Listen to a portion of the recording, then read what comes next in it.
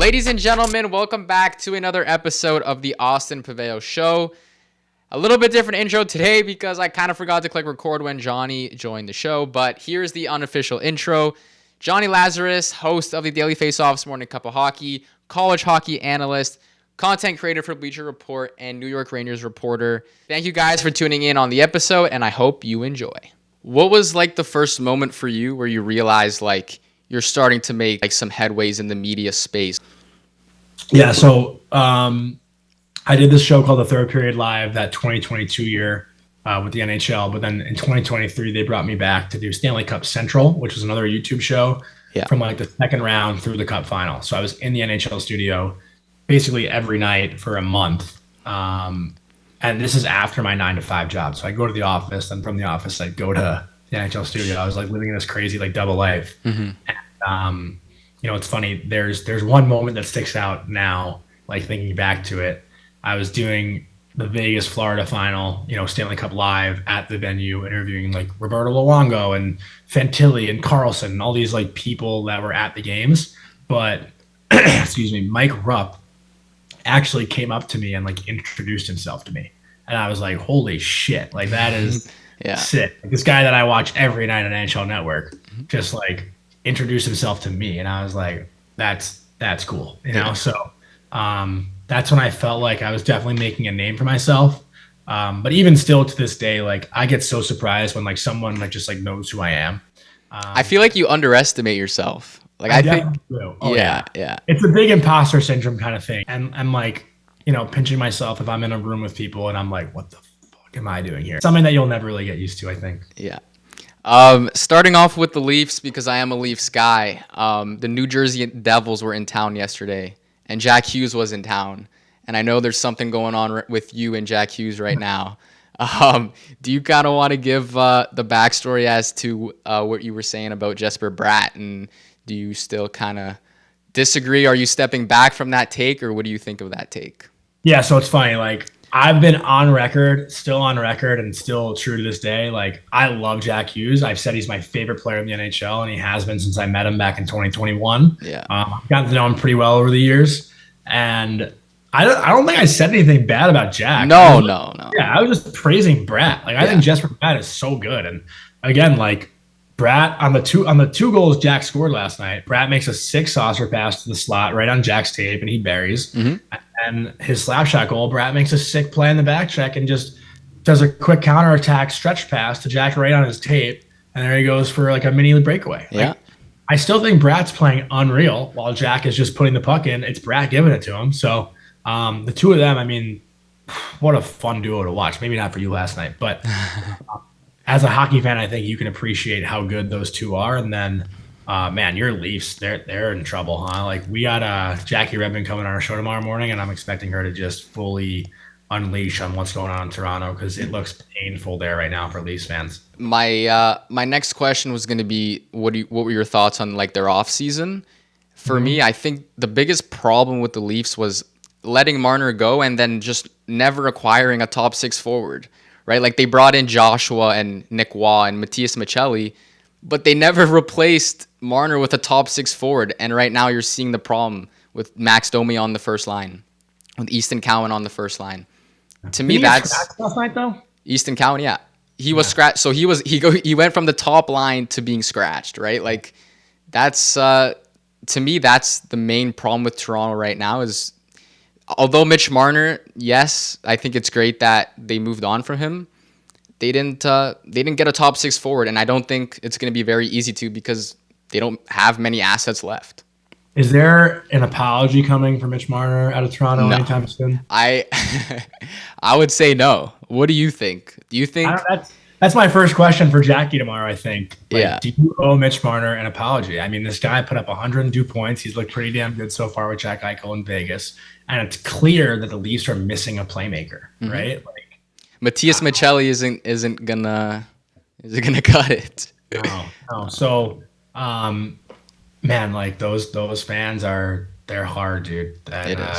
But again, like, I don't want to say that's how it should be. No. But if players aren't delivering and they're making so much money, it's like you're gonna hear about it. That's kind of what comes with the territory when you make as much money as these guys do. I remember seeing a clip of Marner. He was probably I don't know if you've seen it. I think he was 5 years old, and he was being interviewed on this news channel, and they were asking him, and um, they were asking him, do you want to play for the Toronto Maple Leafs one day? And he was like, yeah, I want to play for the Toronto Maple Leafs. And he ends up being drafted 4th overall, and he's playing with Austin Matthews, one of the best goal scorers, or on pace to be one of the best goal scorers of all time. And somehow his last game, he's being booed out of the rink, right? Like, it's almost like crazy that that's the way it ended for a hometown kid like Marner. Yeah, I mean, listen, it's tough, man. The things that these athletes get, like, yeah, granted, like a lot of people will say, well, they make all that money, but now they're just like hounded and hounded and hounded when things don't go the right way. Um, Do you think players in the NHL no longer want to play in Toronto with a less desire than they did once upon a time, based on just the Marner situation in general?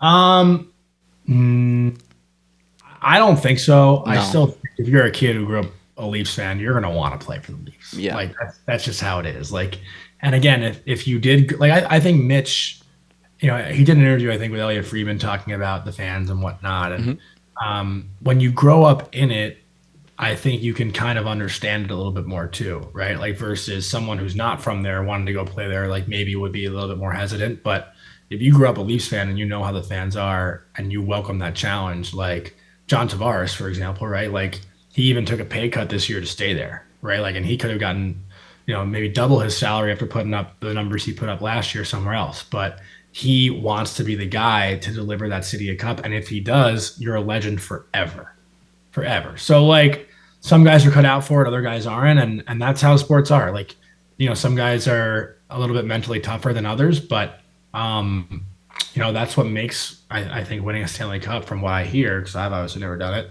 that great, right? It's overcoming all that adversity. It's proving people wrong. It's dealing with the outside noise and silencing it. And while they haven't really been able to do that in Toronto, at some point they'll break through, and when they do, whoever's on that roster is going to be a legend for the rest of their life.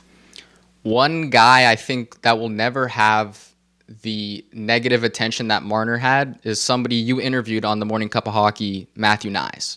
Yeah. And I think it's because of the way he plays the game. Matthew Nyes, and his contract, I believe it was 7.75, like reasonable.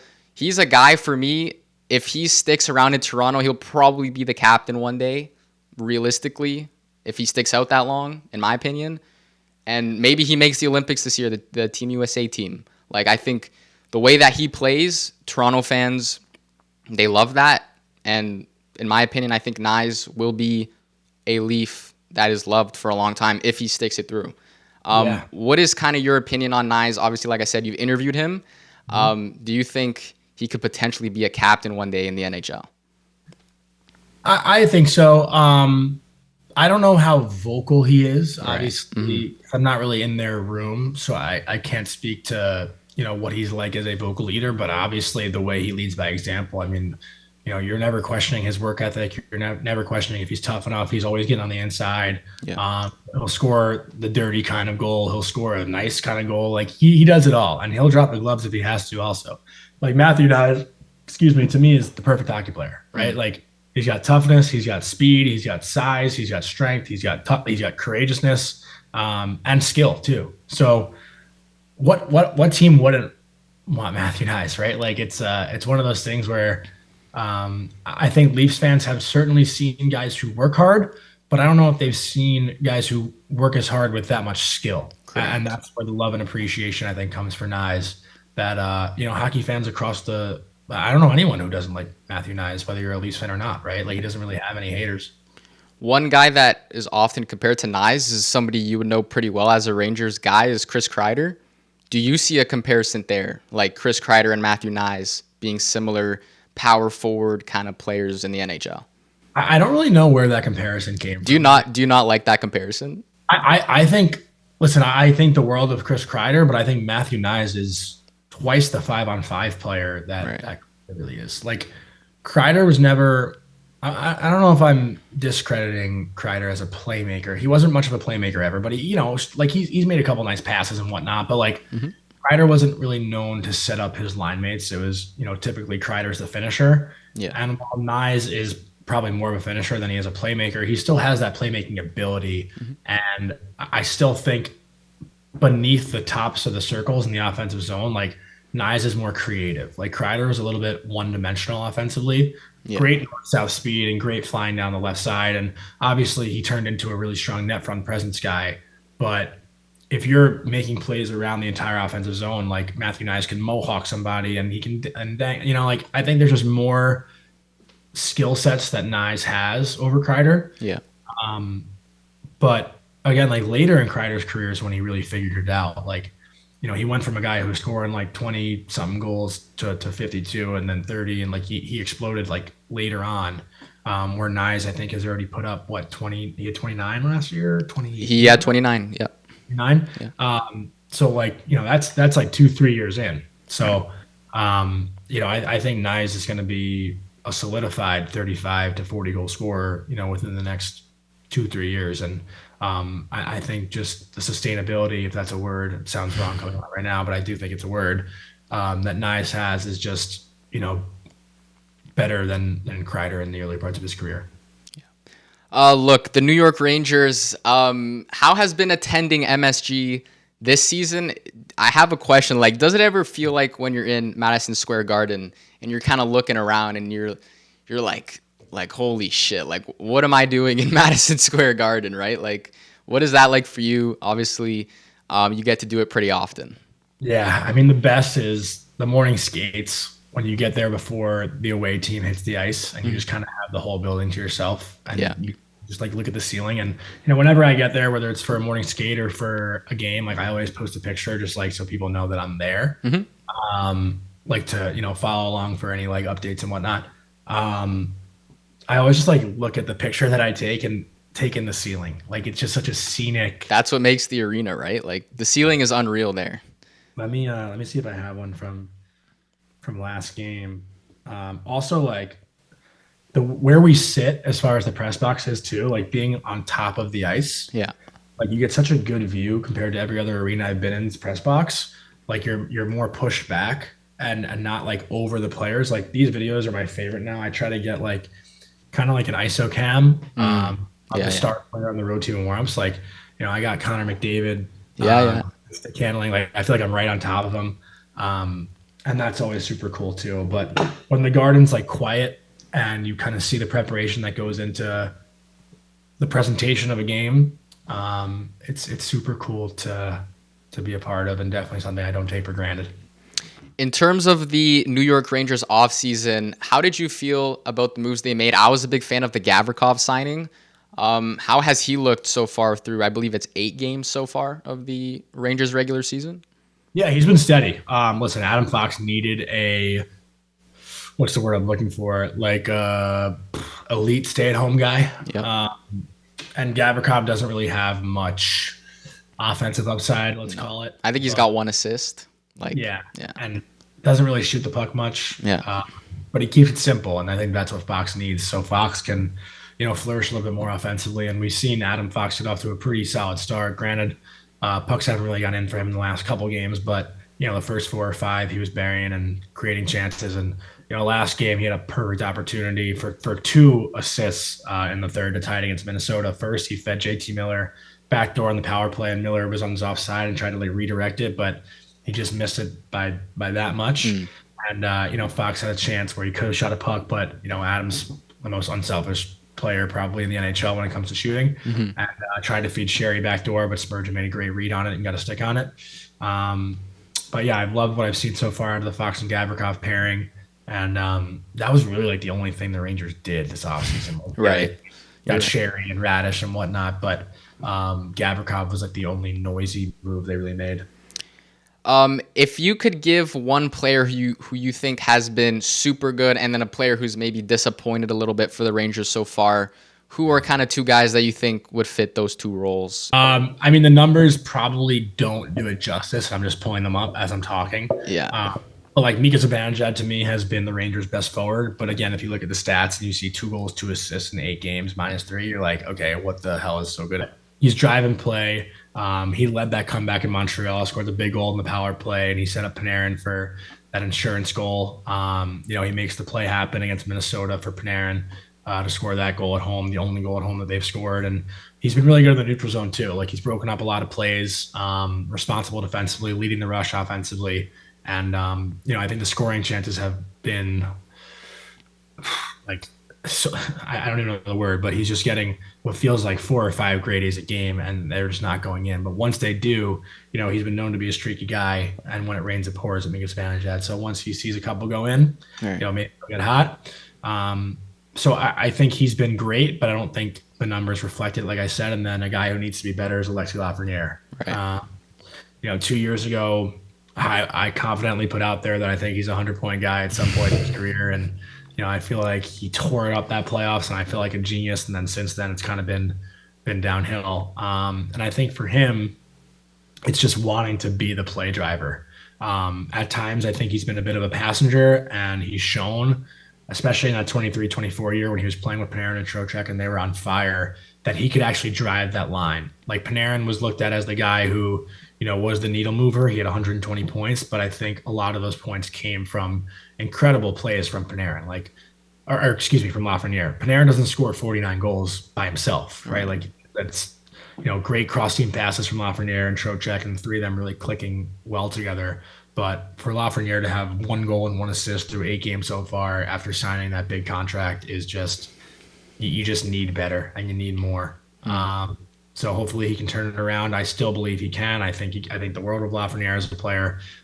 We just need to find that consistency with him. I want to go back to Adam Fox for a second. I saw in the offseason Mike Bartner. He had a great video. It was Adam Fox was like so low on, I forget which betting app it was, but in terms of the Norris voting, like that was ridiculous. Do you think Adam Fox could potentially like be in the running for the Norris this year? Yeah, 1,000%. Right. I think he still leads all defensemen in goals right now. Right now, yeah. He's only got 3, granted, so it's not like 3 in 8 games is pretty solid for a D. But I think with him, like everyone was so down on him last year, and he still had 60 points, finished +9. Was it his best year? No, but like if that's his floor, that's pretty damn impressive, right? So, listen, I think Foxy needed a longer summer too for recovery. He's played a lot of hockey in the past few years and has dealt with some serious injuries. Obviously off that hit from Pavao, and I'm blanking on. Might have been Hathaway in the playoffs for Washington. I'm kind of blanking on who hit. No, I don't think Hathaway was actually on Washington. Blanking on who hit him in the playoffs. But having this summer to kind of reset, and having David Quinn back behind the bench, who was the head coach when he won the Norris, I think helps too. Right. And Quinn thinks the world of Adam Fox, so that's big for his confidence, and he's looked pretty good so far through the first 8 games. To wrap up the Rangers here, I wanted to ask you, growing up, what was your favorite New York Rangers memory?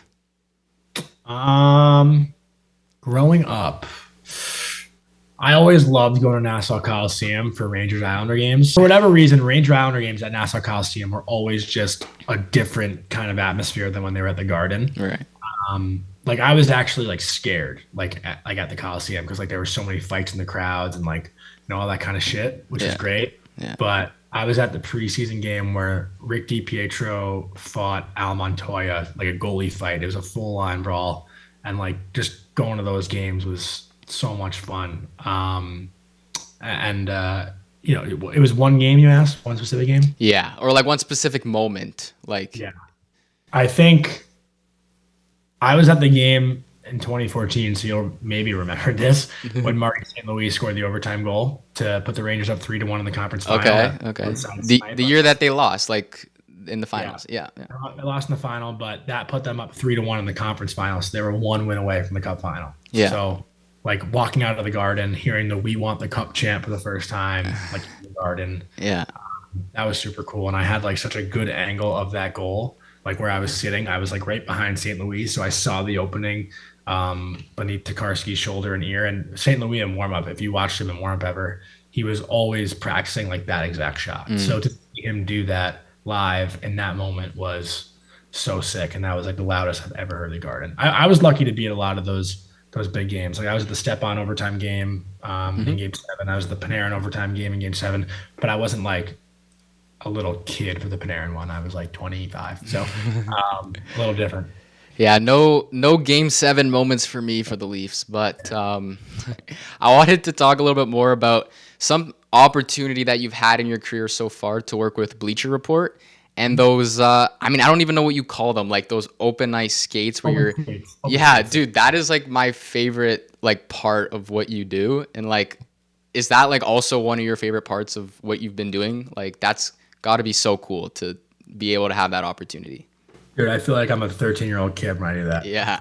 29 years old, and I get so giddy when I talk to guys who are even like younger than me. I'm talking to like, 19-year-old Macklin Celebrini, and I'm like, oh my God, it's sick. He's like the first overall pick, like, Yeah. but yeah, being able to skate on the ice with NHL players and like talk to them and hang out with them. And it's cool when I do it because a lot of the videos are done during player media tours. So there's usually like three guys out there at one time and they're doing like their TNT commercial stuff. And while they do that, two guys are waiting for their turn. So I get to like shoot the shit with guys, while they're waiting. And like that to me is the coolest part. Like Mm. I'm just kind of sitting on the bench talking to Lucas Dostal and Adrian Kempe and Brady Shea and Travis Sanheim, like, just shooting Matt Barzal, like just getting to know him, and grew up on HBO 24/7 and like the Road to the Winter Classic shows. And those were unbelievable. And now we obviously have the Amazon Prime Face Off show and all that kind of stuff. So there's so much hockey content out there now. And to be someone who can provide that is a huge honor for me. So I appreciate you saying that. Yeah, like out of all of those, like who was your favorite guy that you got to do you think? I love the Hughes brothers, Yeah, like that was sick. Zach and Quinn. Like those two are my favorite, just because they like understand me. But like someone who's a total stranger that I did it with, obviously, like dude, Sidney Crosby was unbelievable. Mm. Like, I've done I think three of them with him now, and getting to talk to him whenever is just like the biggest privilege. I mean, he's really Say Sidney Crosby is your favorite like all-time interview you've ever done. um as far as like this is sick because it's him, or like enjoying myself during it. I'd say enjoying yourself. Enjoying myself during it. I mean, that's tough. Like, man, I don't know what my answer would be. I loved interviewing Derek Stepan Yeah. this summer. Mhm. Joey DeCord's another good one. Um, I feel like I laugh the most though with Jack Hughes. Like he just makes me crack up. So every time I talk to Jack, I get a kick out of him. He's a funny dude, man. With all of this, like if I told you when you're 12, 13 years old that you would be skating around with Crosby and McDavid and Hughes and kind of being a reporter for the Rangers, like what is your younger self kind of how would he react to where Yeah. you are now? It's a great question to ask. It's like one of my favorites. And I have no idea. Like I could have never dreamt of this growing up. It wasn't a thing. Yeah. I always wanted to be on like TV talking hockey, but this is almost like better because I get to like interact with the players on a day to day. Yeah, so 13-year-old me just like wouldn't ever have dreamt this, but he'd obviously like freak out. Yeah. I always say if I could bring my like 13-year-old self to work one day, that'd be the coolest thing ever. Johnny, before we wrap up here, I wanted to get your early Stanley Cup prediction. Who are you thinking so far? For me, I would say Vegas. I know they're first, so like it's kind of a cheap answer, but I think Vegas is unreal, and I think the Leafs curse will continue with Marner being on Vegas. Yeah. For me, like before the season started, I said Dallas and Tampa, but Tampa kind of looks like shit right now. And Yeah. Dallas, I actually haven't like watched enough of yet, but Vegas is hard to disagree with, right? Like they're a wagon, especially with how good Eichel's playing right now too. Yeah. Goaltending is probably the biggest question mark for them. I still think Colorado like is such a scary team, and I'm sure they'll make a move to try to add some depth there for the playoffs. So I'd say Colorado is always like a team that I would lean on to win the Western Conference. I said for the last like 3 years the West runs through Colorado. But yeah, Colorado and in the East, it's hard not to pick Florida, even without Kachuk and Barkov. Like when those two get back, they're going to be scary, and they still are playing pretty well. So Colorado, Florida would be pretty cool. I don't mind that. Yeah. Jonny, thank you so much for joining the show, brother. I appreciate it very much. Best of luck with the rest of your season. Hopefully the Rangers can give you something to cheer about, because I don't know if my Leafs will. But yeah, thanks for hopping on, brother. Thank you, Austin. Appreciate it, man.